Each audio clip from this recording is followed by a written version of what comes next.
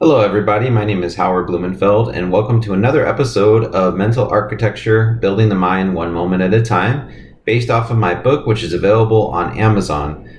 So, today we're going to get into chapter 4, which is titled No Perspective. And the first section is going to be Mathematics is a Human Invention. So, when it comes to human tools like mathematics, there's sort of a chicken and the egg problem that's present, which is did the math develop first, or did the physical problems that the math describes, did those come first and the math developed out of those? So if we think back to Sir Isaac Newton, the typical legend goes that he was sitting under an apple tree, apple fell on his head, and he developed the idea of gravity, and everything kind of followed from there. And the ideas of calculus are thought to have also arisen from physical problems that needed to be solved.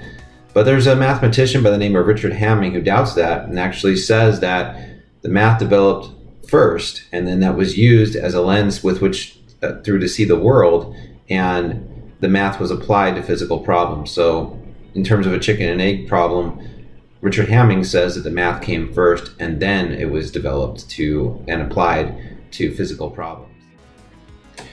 So this is a quote from Richard Hamming that I really like. It describes what his philosophy is on how math is used in the physical sciences.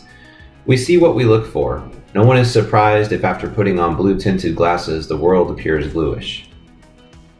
Once you view math the way that Richard Hamming does, it really changes your perspective on everything that you know from science. So you know the old falling bodies problem from Galileo, where he supposedly went up to the Leaning Tower of Pisa and dropped two objects to observe which would fall faster, and disproved Aristotle's idea that the rate at which an object falls was proportional to its size. And there's actually historical doubt whether Galileo's experiment ever even happened. You know, a good story is just that, a story. We don't know if it's true or not. But it's entirely possible that Galileo's observation didn't even come from the falling objects themselves, but from some other idea.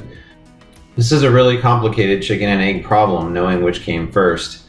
And if you go back to prehistoric times, it's entirely possible that mathematical tools, primitive mathematical tools, were developed just out of pure speculation, just sitting around and looking around at the world and just coming up with ideas, or even coming up with abstract ideas.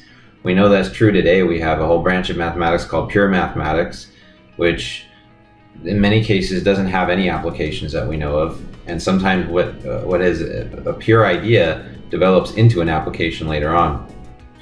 Whereas we have applied mathematics, which is entirely applied to engineering, sciences, social sciences, and so on. These are mathematics that have applications. Now, those mathematical tools, in a lot of cases, did develop out of physical or business or engineering problems, but in some cases, the mathematical tools were adapted to those problems. So I don't think that it really goes one way or the other. It's just we need to really challenge our conventional ideas about how math developed. Richard Hamming even thought that modern geometry may have developed or had its roots in ancient problems involving things like clothing, silverware, plates, bowls, utensils, things like this, where there was a need to make certain tools so that people could survive or live their lives in more efficient ways, and that the mathematics of basic geometry developed out of those problems. So that would be a case of the opposite, where the problems that people were trying to deal with in daily life forced the development of some mathematics to help solve those issues. Knowing what to look for is one of the features of doing really great math. You have a goal in mind and you set down that path to achieve that goal.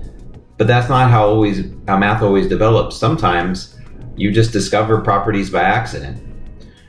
In any case, a statement of truth in mathematics, an if-then statement, for instance, is known as a theorem. And sometimes you have a theorem which is postulated and you go about trying to prove it using the properties of math. But other times you just accidentally discover something and then you make it into a theorem. So it's sort of discovered after the fact, or the theorem develops after the fact. So that's one of the really amazing things about math, is that it can go both ways, where you have a problem that you're trying to solve and along the way you come up with something and you go, wow, this is a great observation, and that's a theorem. So you basically came up with a proof in working out some kind of problem. Or you could have a hypothesis that somebody came up with a long time ago, and then you go about trying to prove it. Furthermore, the math that we have today hasn't always been around. For example, the ancient Greeks only believed in numbers that you could count, like 1, 2, 3, 4, 5, 6, 7, and 8, 9, and so on. But they found that those numbers were inadequate when dealing with certain physical problems, and so the concept of fractions developed. And Pythagoras was exploring the diagonal of a square, which could neither be explained by fractions or by accounting or natural numbers, and so the concept of an irrational number was formed out of that, for the square root of 2. And we have other irrational numbers like pi and so on and so forth that have developed out of the need to explain certain physical problems. Now I want to take you to another quote of Richard Hamming's that I really liked. We see that one of the main strands of mathematics is the extension, the generalization, the abstraction. They are more or less the same thing, of well-known concepts to new situations. But note that in the very process, the definitions themselves are subtly altered. Therefore, what is not so widely recognized, old proofs and theorems may become false proofs. I think Richard Hamming's quote really shows you how creative mathematics is. Mathematics is a human invention. It's been around for a very long time, but it's a lot like language, and we improvise on it over time. And I think a perfect example of this improvisation would be Albert Einstein's theory of relativity, which completely revolutionized our understanding of physics to this very day. And before this theory of relativity, there were other ideas that were considered to be true, and then Einstein challenged those, and then later on Stephen Hawking challenged Einstein's ideas or added to them depending on what he was talking about. And even in math, there are just certain things that the tools of math doesn't address properly, and so we have to develop new tools to address those better, or to address them at all.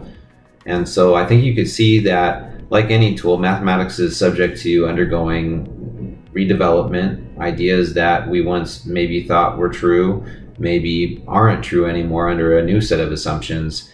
And we could go on and get into the philosophical weeds, but the main idea here is that you can develop abstract ideas just sitting around and thinking, and then take those ideas and look for applications in the world. And conversely, you can also have problems in the world that you're familiar with or that come into your view, and then you develop tools or mathematics around trying to deal with those. It goes both ways. I don't think one way is better than the other, but it's important to acknowledge both perspectives when it comes to developing math and developing any tool, really, for that matter. As always, thank you for joining me for another episode of Mental Architecture. I look forward to coming back next week with another section. We're going to talk about the problem with logic, another tool that was developed to deal with the problems around us, probably more general than mathematics. And this chapter is very diverse. So if you're kind of like, well, I'm not that crazy about math, don't worry. We're going to go in a lot of different directions in this chapter. It's one of my favorites in the whole book. So please be sure to like, subscribe, and comment below. And I hope everybody has a great day, and we'll see you soon.